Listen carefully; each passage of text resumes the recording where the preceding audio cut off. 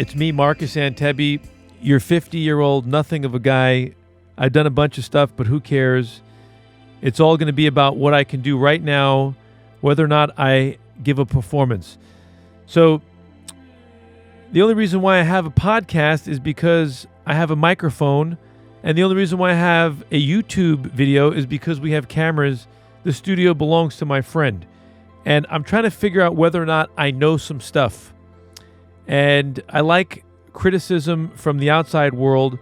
I'm also practicing and trying to become relatable, but the subjects that I'm interested in, they're very niche in the first place.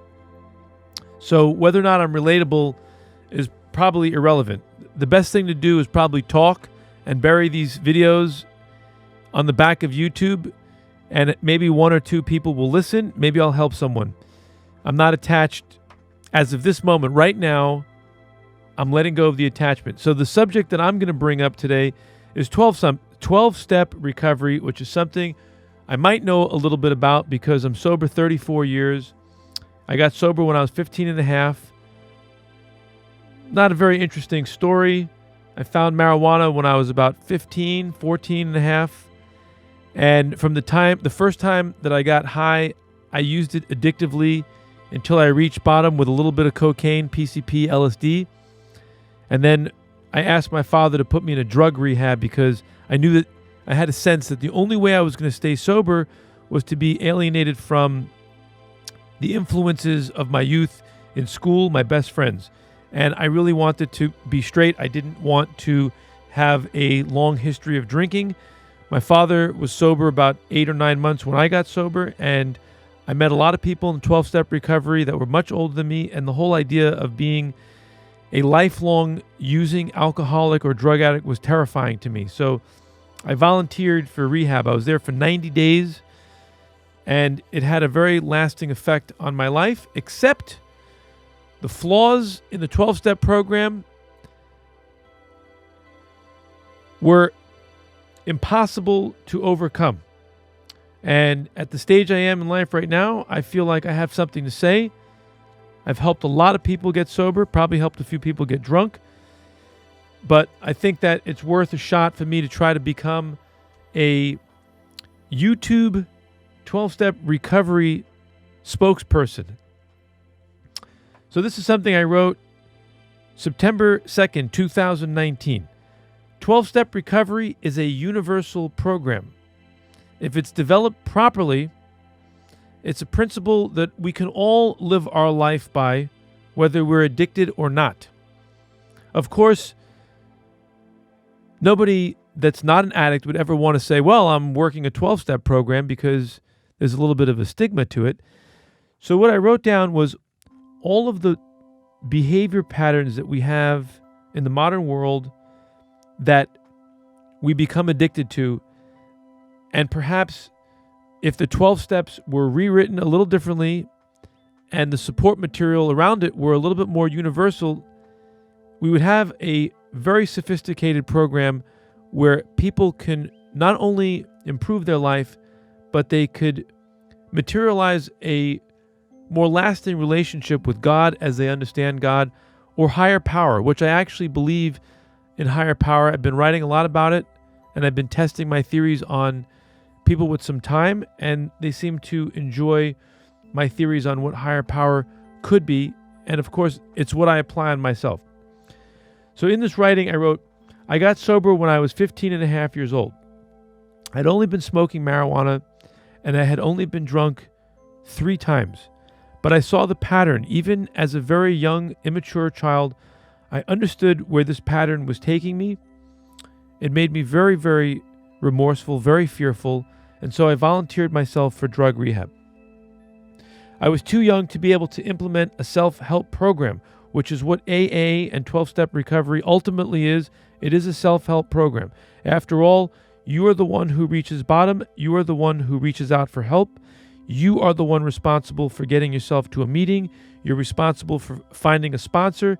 You're responsible for working the steps. You're responsible for getting on your hands and knees and praying. So at some point you can say that God got you sober. If that is what keeps you feeling safe, if that's what puts you to sleep at night, that's fine. But make no mistake, it's a self-help program. in my opinion.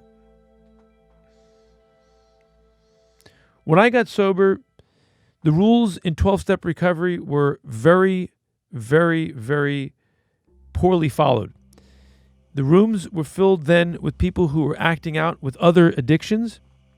There was a lot of very destructive behavior.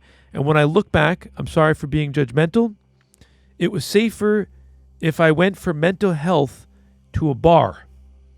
Because when those type of people are actually drinking, they're actually relatively calm people. I would have been better off in those rooms than the rooms where you took away the drinking.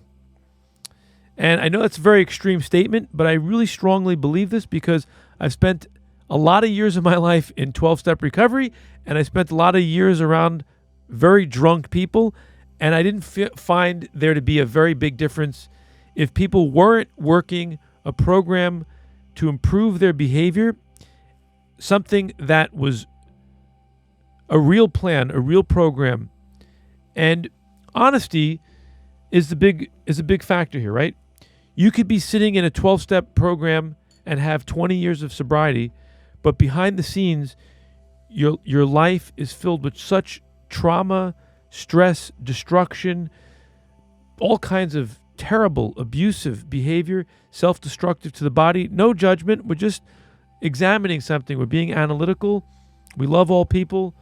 We're not trying to judge anyone. We just want to get to the bottom of the problems that we face when we get into 12-step recovery, the things that a lot of us felt in recovery when we were sitting in the rooms, when we felt that we were starting to get the program or we were getting better. A lot of times people felt very stuck by the surroundings that they were in, the behavior, the words, the negativity, and actually just, there were certain things in 12-step recovery that weren't moving fast enough for the ages that we live in. There's things that are missing in the 12 steps themselves. The language is very dated. A lot of us in the modern time don't understand what things mean, even with written descriptions around them. And oftentimes what happens in 12-step recovery is the actual pathology of addiction becomes the addiction itself. We just seem to get really caught up in the drama of being addicted, and we start to play a game like whack-a-mole. We put down our drinking, we pick up smoking. We put down smoking, we start overeating. We put down the overeating, we're lost in sex addiction or the addiction to depression. Or we put down all that stuff and we become workaholics. Or here's the list I wrote: smoking, junk food, overeating, undereating, purging, TV, exercise, spending, working, drugs, spirits. What does spirits mean? Drugs, spirits? Okay, alcohol. Maybe that's hard alcohol, wine, prescription drugs. We can become addicted to sleeping, cleaning, using cell phones. That's a modern addiction. They didn't write about that in the 12-step recovery books. Sex, masturbation, power, lying, gambling. I think there's more on the list. Yes. Stealing, criminal behavior, self-cutting, self-mutilation, violence, bad-mouthing, negativity, cruelty, fantasy, anger, rage. I could just keep going, basically. I would just need a Webster's dictionary to find all the states of being and say that anything that can make a person feel different, there's a possibility you could become addicted to it. Especially if something like a behavior can make you feel good, euphoric, ecstatic, where it feels like a shot of cocaine. Oh my God, the addict will be addicted from the minute they try it. They'll be completely attached. And, I would add to this list that the pursuit of God, the obsession with religion, reading scriptures, all of these things can be addictive. And I guess the addictions can really be divided in two classifications. One are ones that are incredibly self-destructive that could lead to death almost in an instant, right? If you're addicted to heroin and you put the needle in your arm, you could die on the spot. You're probably not going to die from being addicted to God and, chasing the religion. I think that obviously that's not a destructive addiction, but it's an addiction nonetheless. The purpose of addiction, I would say, I did a lot of thinking about this. I'd say, what is it that the addiction served? If we all are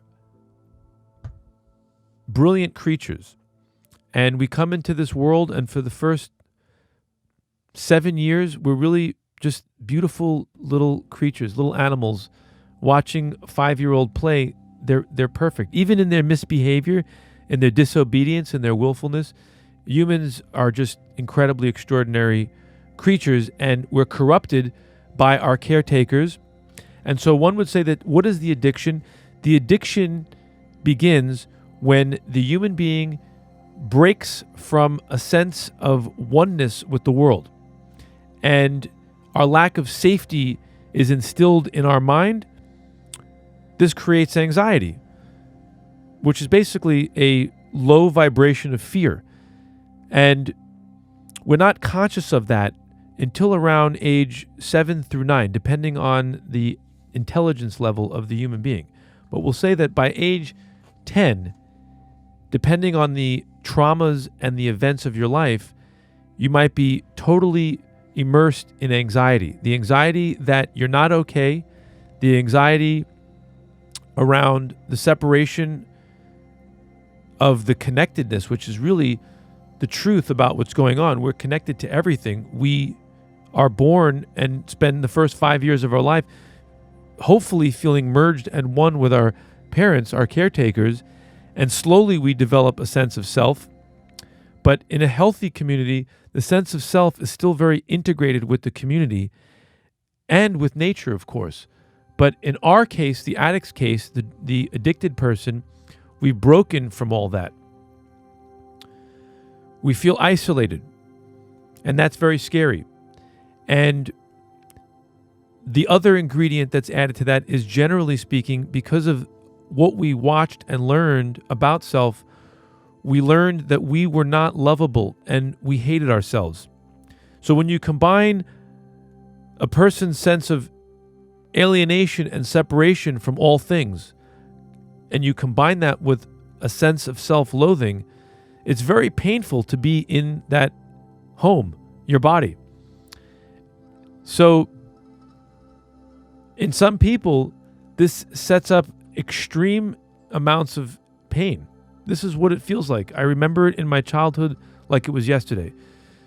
When the kids made fun of me when I was 10 years old and I was told I was ugly and disgusting and stupid, I believed them because my parents weren't there to protect me or to find out or discover that something was wrong and to negate those negative messages. I internalized them.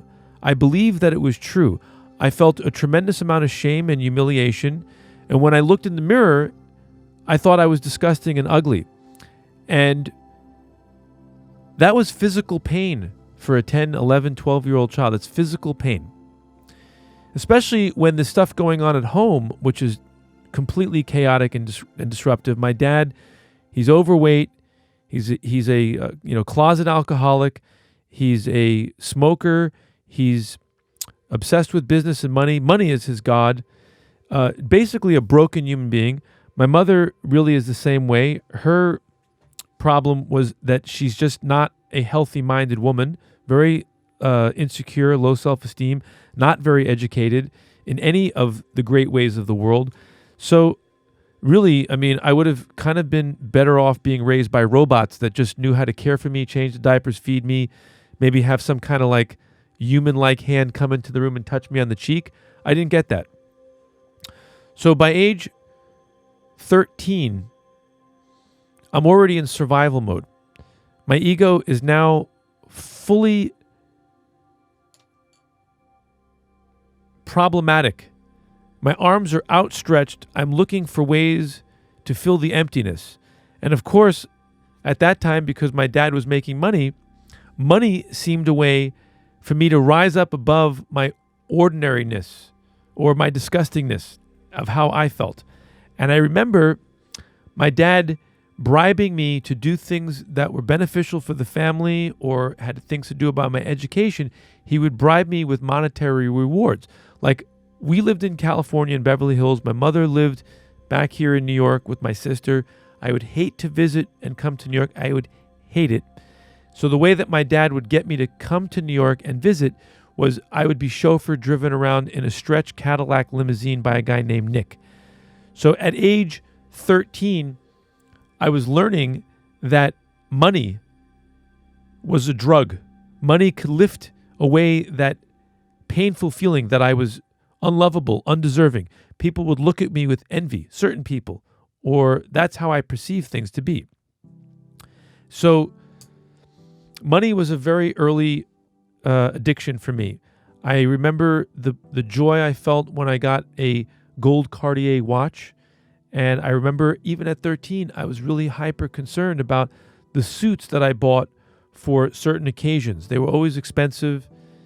And it's kind of sad when I think about it because they never actually did the job. They never actually made me feel better. They gave me a moment of crack, that blast that you get when you do an intense drug and you're elevated for a split second, followed by a sense of deflation or demoralization when you're left feeling flat again and you realize that you're not any better than you were before. But I didn't have a program. I didn't have the tools. I certainly didn't have the teachings.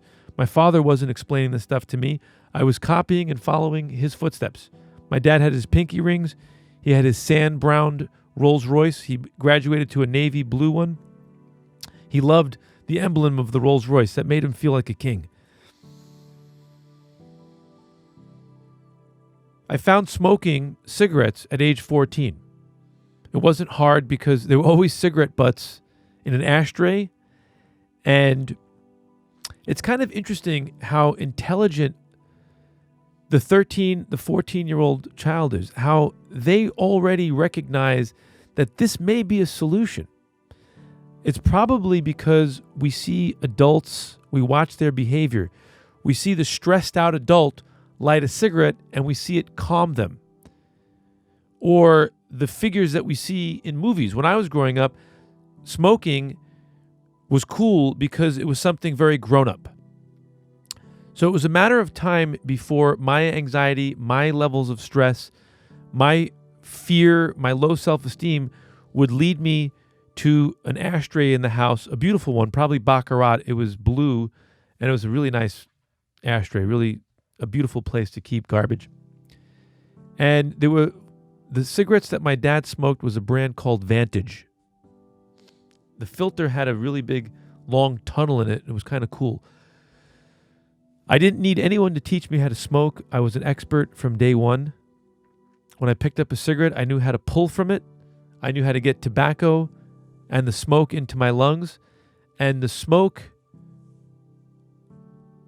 was like a warm friend entering into my body, breaking through this imperceptible boundary of not existing and existing. Smoking made me feel like I existed. And for a split second, I existed in a good moment. And it's definitely Novocaine. It numbs out certain feelings. And I believe that tobacco is such a powerful plant medicine that the numbing effect could last for days. Even though people smoke much more than that, much more habitually, which is the tendency of anyone who's addicted, is to overuse it. The power of a cigarette, a modern cigarette, could really numb out the feelings of self-loathing, the feelings of anxiety and pain for many, many hours.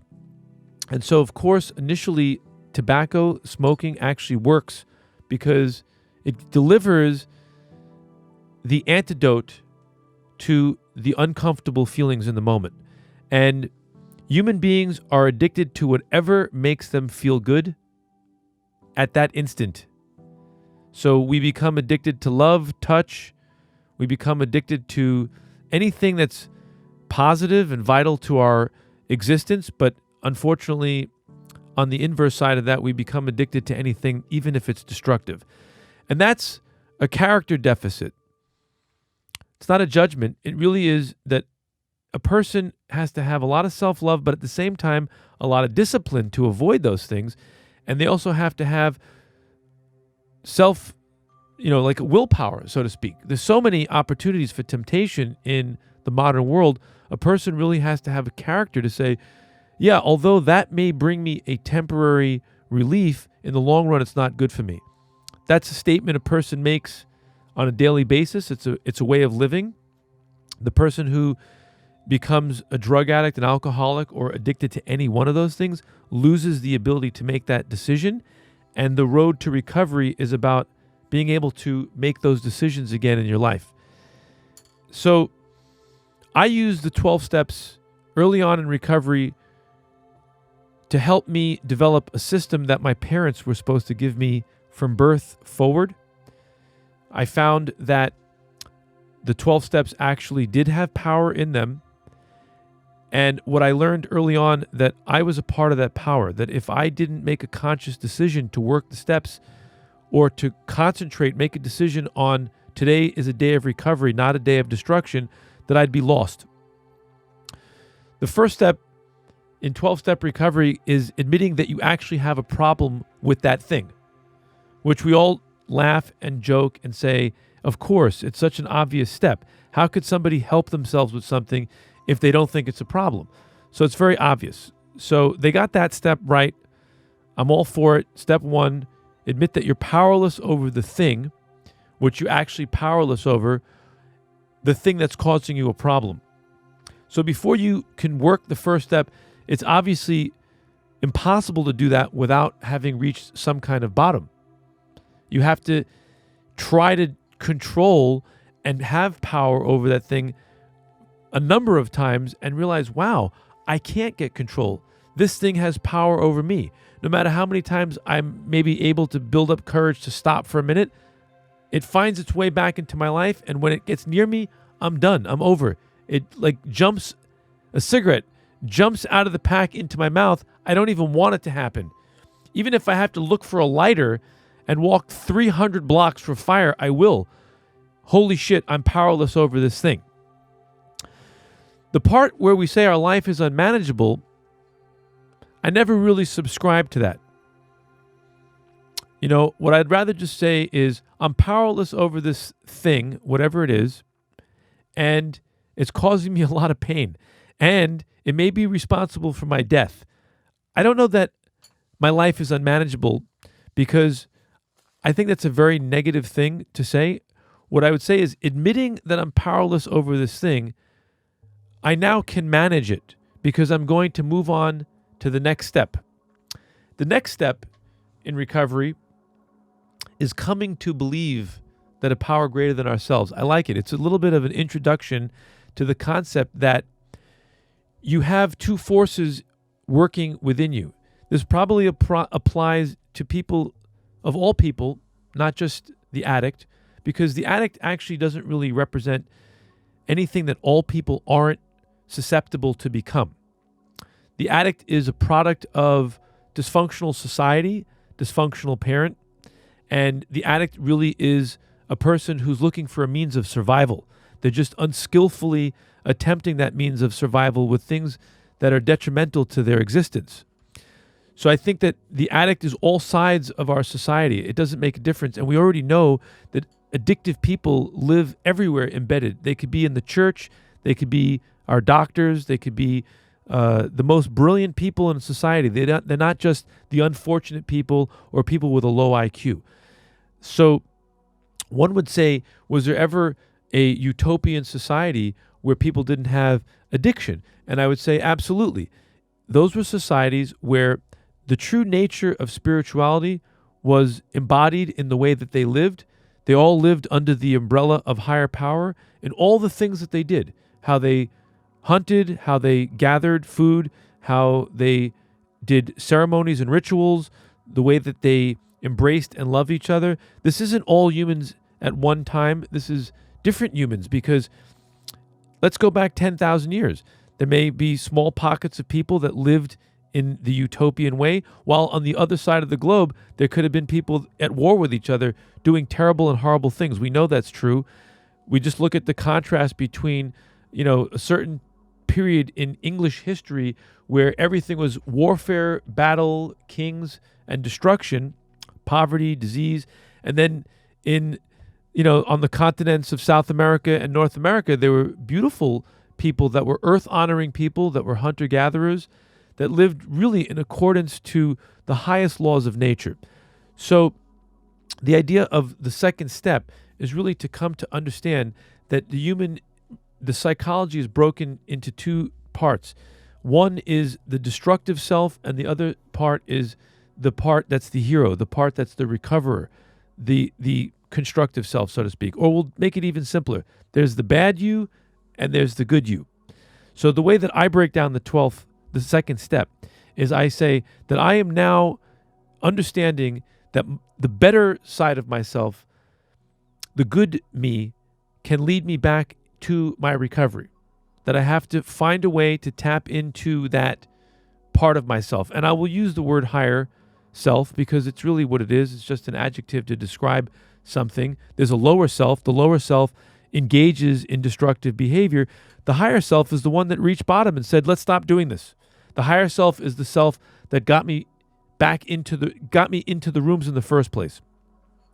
So in the third step, this is where the language gets a little dated, and it's kind of too rudimentary to break step 2 and step 3 into two different steps. It's really the same step.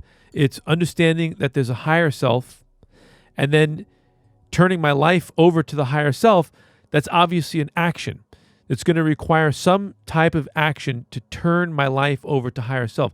How do you turn your life over to higher self? Brian's producing the show. Can we get a shot of Brian? Brian, come on. There he is. Here I am. Brian, how do you turn yourself over to your higher power? How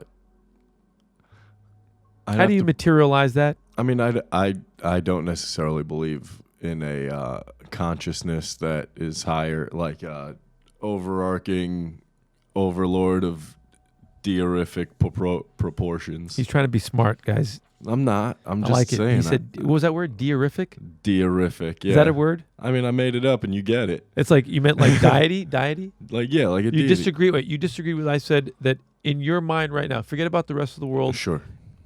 Whatever we're describing is not going to go into Webster's or Merriam's dictionary. You don't see that you have a good Brian versus a bad Brian, a Brian that does the shit he's supposed to, a Brian that's lazy. You don't say that there's a Brian that does self-destructive things and a Brian that saves your ass. No, for sure. That's all I'm saying. Oh, yeah. No, that 100% happens. So just for the sake of following a 12-step paradigm, I'm trying to use the word higher power. I think it's very dated language. It's very goofy, but people are still into this shit. Yeah, man. Okay, so how do you turn your life over to the better Brian? Motivation. I mean, you just have to be determined to not do I'm not asking the question things. good. If I gave you the key to my car, yeah, you'd know how to turn on my car. Yeah. You'd stick the key in the ignition and turn it in the right direction. Yes. Okay. The right answer, I think, sorry for kicking Brian's ass. He's a great guy. You're great. The right answer is you have no fucking idea. The mechanical mechanism. Go inside now and teach 3 people how to turn their life over to the better side of themselves. There's a mechanical description that's missing. The instruction booklet. The steps that you actually have to take. One guy, let's say if a guy's been doing it for 30 years, might have some explanations. A guy's not been doing it and it's kind of like happening randomly at will. Obviously, you turn your life over to your higher power most of the time because you're still walking this earth. How old are you? 32. The first thing I would teach you is you're doing a pretty good job because you're making it 32 years. And the last I checked, you don't have a protective robot. You don't have security forces. Do you even have a life coach? No. Okay. So you're already doing it. So what you would do is you'd say your higher self is winning mostly. Right. So then what you would have to do is come up with a strategy of how you would communicate. First, open up a line of communication between these two separated selves, eventually looking to integrate them into one self. So it's not split off as bad Brian, good Brian. But that's how it is. Yeah. Otherwise, what you'd be saying to our audience of 2 listeners, you don't have a bad self. You don't do anything bad. You're perfect. You've mastered it. No, that's not the case. It's just, it really just takes, thought to not do shitty things. Okay. So then contemplation, you would say, might be one of the instructions on how to turn your will over to higher self. I also think it has to do a lot with experience, having shitty things or having unfortunate circumstances happen to you.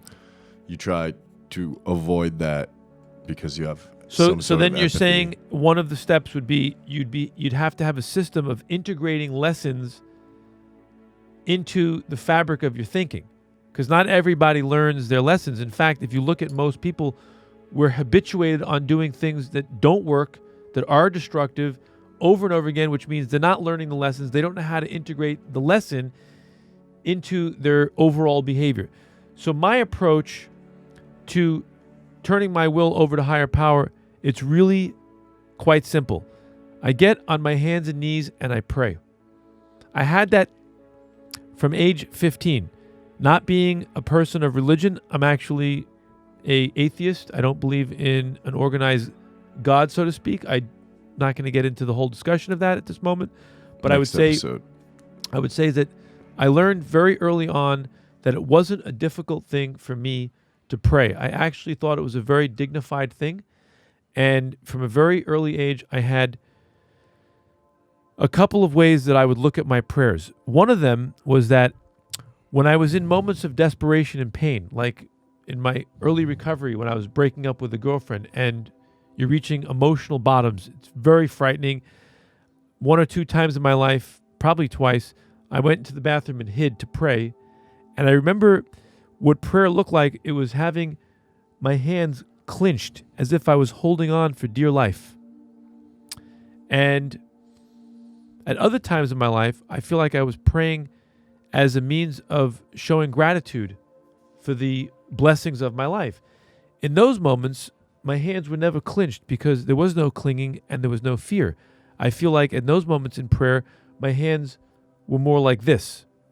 And I felt that was kind of an interesting thing, that even in my own mind, without even being taught, I feel like I was learning some of the, what do they call the hand gestures that they make in yoga? Mudras? You should know this stuff. You know this stuff, man. You would know better than me. There's hand seals that you see in yoga. There's so many of them. They have one for every holiday, one for every yoga posture. They're all meaningful, actually. They mean something, and they mean nothing at all at the same time. But I feel like, at different levels of our training, they have certain meaning. And I feel like when I was younger and trying to stay off cigarettes after I was newly sober, or I was praying to not feel certain pain, I had no problem not only getting on my hands and knees and clasping my hands, but one time I was instructed to lie on my belly, put my face on the floor, spread out my arms, and beg my higher power to lift me. And it's miraculous because even though nothing physical may be happening that you could detect because it's not happening to you, something is happening inside of my body at that time. There's a chemistry shift. The intention that I set by praying, which was, I am going to save myself from this shit. The physical act of praying and creating a belief system has enormous power over my next set of actions. It's not the case for everybody, Brian. A lot of people will sit now and they'll say, okay, I'll pray, and they'll pray, but then 10 minutes later they lose the conscious contact they had with whatever they're praying to, and they're back to their old behavior. So one would say, in the absence of another method, prayer is a great method. It actually works. It works in different measure for different people. Some people have to do it much more fervently, a lot more often. And for some people, it might not work. So we got to talk about what the next thing that they would find. But for people that are not stubborn and don't have persistent resistance, I would say begin your journey to the higher self through prayer. Which, by the way, if you notice, it in step 11 of 12-step recovery, it says we sought through prayer and meditation to improve our conscious contact with God as we understood Him. That's really more like step 2, 3, 4, which is that's what we do, is we come to understand that there is a higher self within you that can restore you to sanity. And then our work now is to develop that relationship. It's a very critical relationship to develop. Even if you don't believe all the time that there's something there, practice, practice, practice. Continue to come to believe. Talk about it. Write about it. Write about why you don't believe it works. You're an intelligent guy. So write about your theories. Put down your notes, why you think there's no such thing as a higher power. And then have someone to debate it with. Maybe You we'll got do to that go on that next journey. week. What's that? Maybe we'll do that next week. All right. So we talked about 12-step recovery. I ranted, I raved, I attacked Brian. I'm sorry. I'm practicing right now. I'm learning how to talk, how to be a captivating talk show person.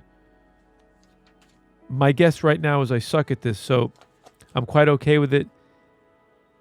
This is actually modern day 4th step work, which is make a searching and fearless moral inventory. 5th step is to share that with other people. So that's a condensed version of what they are. I feel like I have probably about 10,000 pages of 4th step work that I want to get out there into the world, whoever's willing to listen. And it's also part of my 12-step recovery work, which is 12th step is having had a spiritual awakening as a result of these steps. We tried to carry this message to others who suffered. I would modify that in a dramatic way. It's very, very dramatic, the 12th step.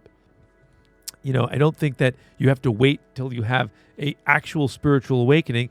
I think that 12-step work is part of your learning process. It's actually part of the work that gets you to a spiritual awakening, is to teach others what you're learning. We all do it every single day. And, you know, whether it's in you teaching, let's say I just taught you the latest and greatest technology that's sitting in front of your engineering board. If you really wanted to get a grasp of what's going on there, you would take all the knowledge that you have and you would try to teach it to someone else. It's a great way of learning the thing that you're trying to learn, is to teach it. So that's really the essence of the 12th step for a person who's still deeply in the problems, is to get out there and teach that message in a humble and wholesome way without corrupting it and without having sex with the person you're teaching, which we'll come to in our next episode of This Is Your Bill Wilson. No, I don't know. I don't have a name for this shit. But I spoke for, how long did I rap for here on this one? 37:52. That's like the perfect time to extro out of this and say that, you know what? I'm going to do more 12-step ranting and raving work because I got a lot of stuff to say about this shit. I actually have a, somewhere in my notes, I got to dig them up. I have my modern version of 12-step recovery that I use on myself on a constant basis. I adhere strictly to those 12 steps that I wrote. They're actually more like 6 steps now. And they change all the time. On a last note, you know, I think that the people who wrote 12-step recovery, if you look back individually, they were sober for 10 years. Most people I know with 10 years of recovery, they're completely out of their minds. That's the first thing. And we would never let them write the big book program in today's generation of people. And additionally, they didn't have our teachers to help them to stand on a platform. In other words, what we know today about recovery is far greater than what they knew about in the 1950s and 60s. Of course, we would have to write, if we were writing suggestion of steps of recovery, there would have to be a step that talked about putting down the other addictions that prevent us from truly moving into sober living and clearing up the wreckage in our minds. We would also have to write about the work that has to be done, not just on making a list of people we had harmed, but we'd have to write about people who had harmed us and come to peace with those things, perhaps learning to forgive. And I think a very big part of 12-step recovery is healing the physical body. So I know that if they were writing the 12 steps today, they would certainly say that a big part of their recovery was hitting the gym in some kind of way. Not as overly simplified as that, because that doesn't really sound like a spiritual program, but one would say that a very big part of mostly everybody I know in recovery is that they have some type of program to really care for their body. It's an integration of diet and a lot of exercise, a lot of movement.